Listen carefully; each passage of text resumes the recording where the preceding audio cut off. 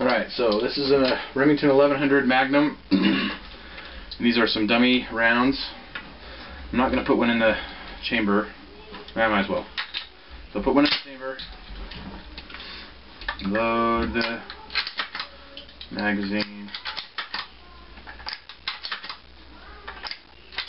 Okay, I'm going to try to rack this bolt as fast as I can and let it go, see what happens.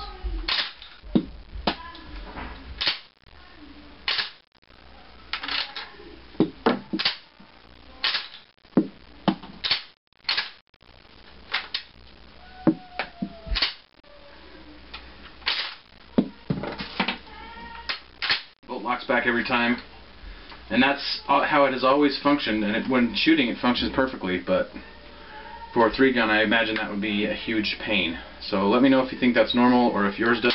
From what I've seen, other people's 1100s do the same thing. At least the stock ones do. So anyway, rock on.